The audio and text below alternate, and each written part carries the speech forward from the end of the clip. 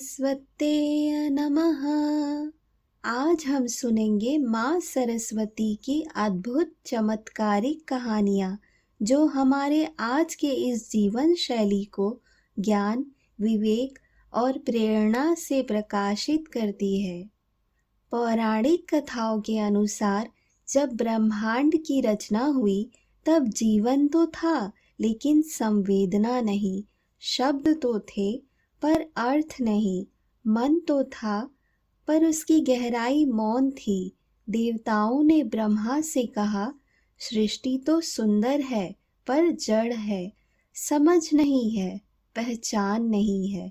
ब्रह्मा ने आंखें मूंदी और दिव्यता का प्रस्फुटन हुआ। क्षण भर में वातावरण मधुर वीणा की धुन से भर उठा। सफेद प्रकाश फैल गया और एक दिव्य रूप प्रकट हुआ। कमल की तरह शीतल, चंद्रमा की तरह शुद्ध। वह थी विद्या, वाणी, कला और संगीत की जननी, माँ सरस्वती। उनके आगमन के साथ संसार बदल गया। मौन शब्दों में बदला, भाव गीतों में ढले और मनुष्य ने पहली बार सोचना सीखा। माना जाता है कि यह दिव्य आविर्भाव जिस दिन हुआ वही दिन है बसंत पंचमी। तभी से इस दिन घर घर में विद्या का दीप प्रज्वलित किया जाता है। विद्यार्थियों की पुस्तकों, कलाकारों के वाद्य और ज्ञान के हर साधन को माँ के चरणों में समर्पित किया जाता है। यह त्योहार हमें याद दिलाता है कि शक्ति, धन, सौंदर्य सब अधूरे हैं तब तक जब तक जीवन में ज्ञान का प्रकाश न हो। बसंत पंचमी किसी धर्म या समुदाय का त्योहार नहीं, यह चेतना का उत्सव है, जागरण का उत्सव है। और जैसे जैसे समय बदला इसका महत्व और भी बढ़ गया। पौराणिक कथा केवल घटनाओं का वर्णन नहीं होती। कथा समय के पार जाने वाला वह सेतु है जो हमें देवों, ऋषियों और उन अद्भुत क्षणों से जोड़ता है जहाँ मानव सीमा समाप्त होती है और दिव्यता का आरंभ होता है।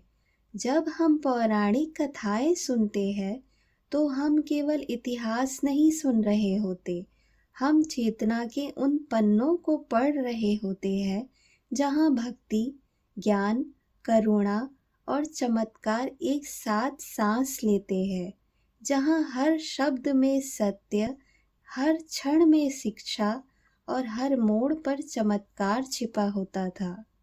तो आइए अब हम अपने मन और ध्यान को एकाग्र करते हुए श्रद्धा और विश्वास के साथ सुनते हैं माँ सरस्वती की वीणा और भगवान शिव के तांडव के संगम से जन्मा नाद ब्रह्म की चमत्कारिक कथा। कहा जाता है कि एक बार सृष्टि में अशांति फैल गई थी। मनुष्य के मन में बेचैनी, क्रोध और भ्रम बढ़ रहा था। लोग बात बात पर लड़ते, कला और संगीत समाप्त हो चुका था और ज्ञान के स्थान पर अज्ञान शासन कर रहा था। देवताओं ने कारण खोजा तो पता चला कि पृथ्वी से नाद, वह दिव्य ध्वनि जो मन को संतुलन देती है, लुप्त हो गई है। तब सभी देवता कैलाश पहुँचे और भगवान शिव से सहायता मांगी। शिव ने समाधि में नेत्र बंद किए और बोले, नाद के बिना मैं भी तांडव नहीं कर सकता। तभी ब्रह्मांड में वीणा की धुन गूंजी और माँ सरस्वती प्रकट हुई।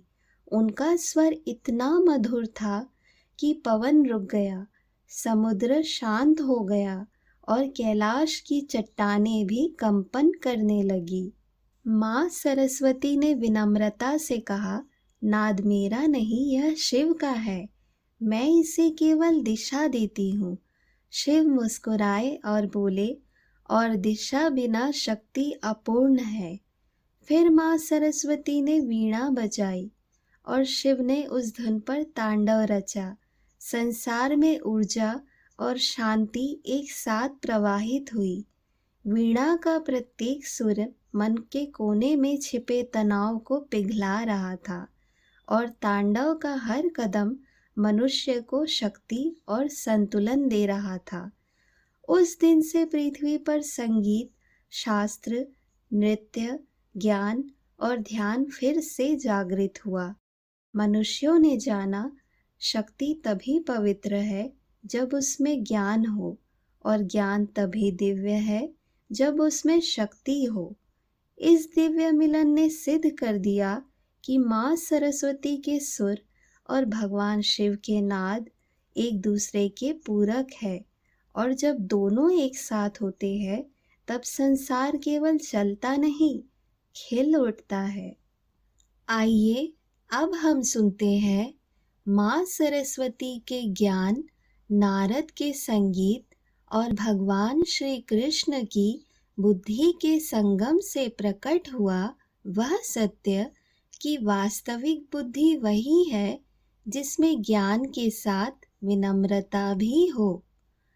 कहा जाता है कि एक बार देवर्षि नारद जी को अपनी बुद्धि और ज्ञान पर अत्यधिक गर्व होने लगा। वे जहाँ भी जाते, लोग उनके शास्त्र ज्ञान की प्रशंसा करते और वे भीतर ही भीतर स्वयं को सबसे अधिक विद्वान समझने लगे। उनके मन में अहंकार बढ़ता गया। तब नारद जी विचार करने लगे कि क्या भगवान श्री कृष्ण भी मेरी विद्वता को उतना ही मानते हैं। वे द्वारका पहुँचे और बोले, प्रभु, जगत में मुझसे अधिक ज्ञानवान कोई नहीं। श्री कृष्ण मुस्कुराए पर कुछ नहीं कहा, बस बोले, आज हम एक यज्ञ में चलेंगे, लेकिन केवल वही पहुँचेगा जो सबसे बड़ा ज्ञानी हो। नारद जी गर्व से आगे बढ़ने लगे। तभी रास्ते में एक साधारण सी स्त्री खड़ी दिखी। वही थी माँ सरस्वती, दिव्य रूप में, परंतु सामान्य स्त्री के वेश में। उन्होंने नारद से कहा, यज्ञ में तभी प्रवेश मिलेगा जब इस कलश में भरा ज्ञान पात्र तुम संभाल सको। नारद ने कलश लिया, पर उसमें से निरंतर ज्ञान बहने लगा। चाहे जितना संभालते, कुछ ना कुछ बाहर गिर ही जाता। नारद चकित, चिंतित और हार कर बैठ गए।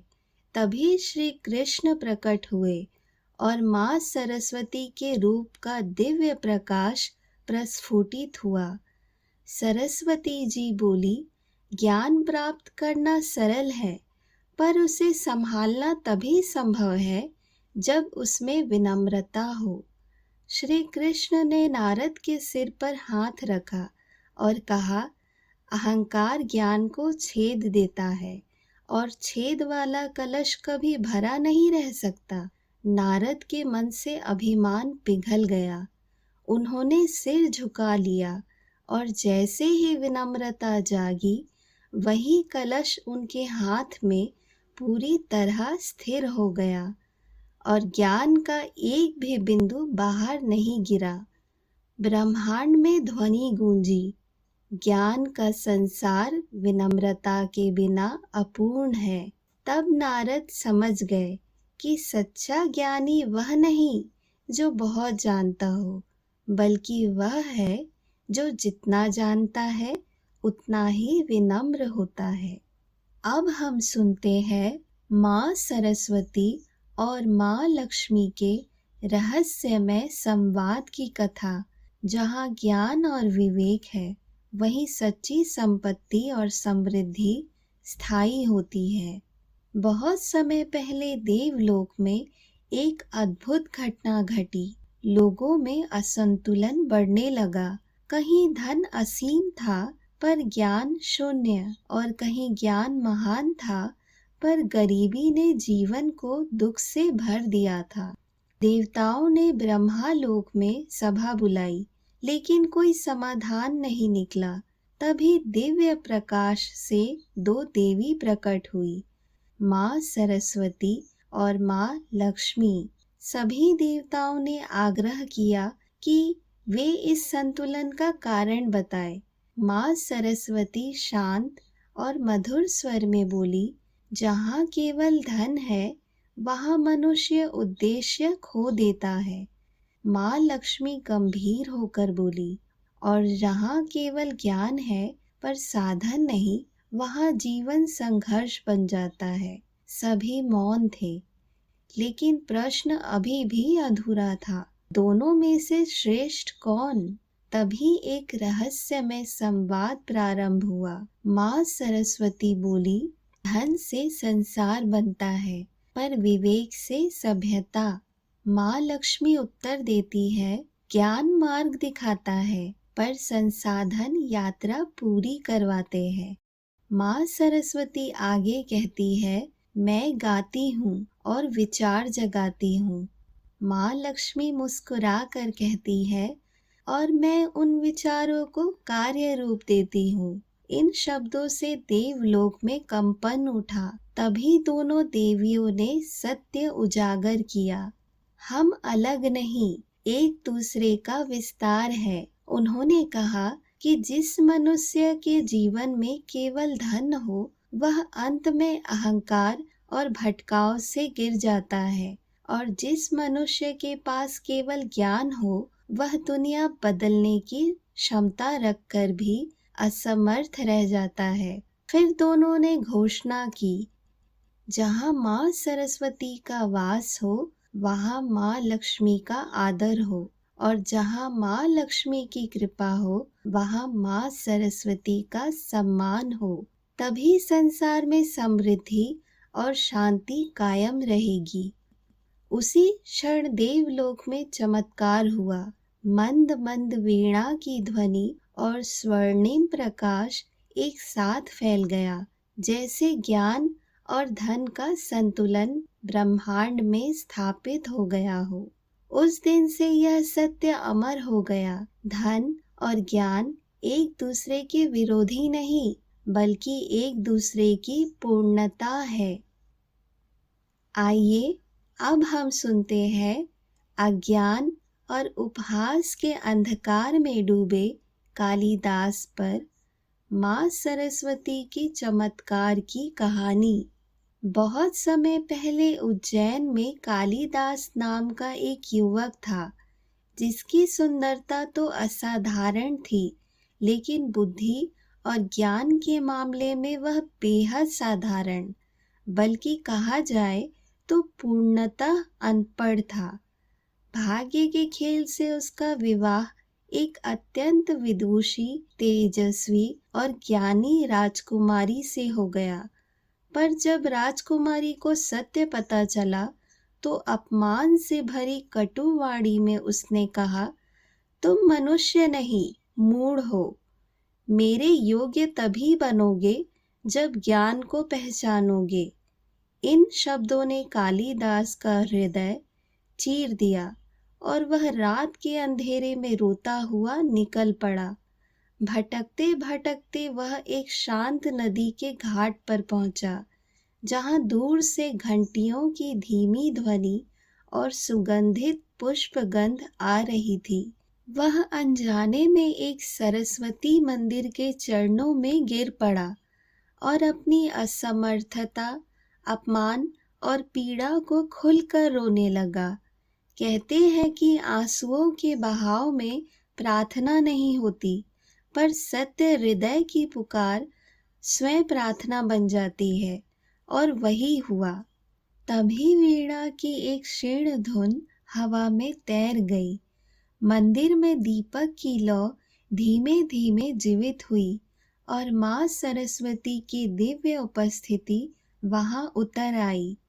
देवी ने उसके सिर पर हाथ रखा, पर बोली कुछ नहीं, मात्र ध्वनि और एक एहसास। उसी क्षण युवक के हृदय में ज्ञान का अनंत सागर जाग उठा। उसके भीतर शब्द, अर्थ, अलंकार, दर्शन, तर्क, संगीत और साहित्य बिजली की तरह चमकने लगे। अगले ही दिन वही कालिदास जिसने अपना नाम तक लिखना मुश्किल से जाना था, संस्कृत के अद्वितीय श्लोकों में ब्रह्मांड की व्याख्या कर रहा था। कुछ ही वर्षों में यही कालिदास भारत का महानतम काव्यकार बना, जिसने कुमार संभव, अभिज्ञान शाकुंतलम, मेघदूत और अनगिनत अमर रचनाएं संसार को दी। युगों से लोग पूछते आए हैं, यह परिवर्तन कैसे संभव हुआ? और उत्तर आज भी वही है।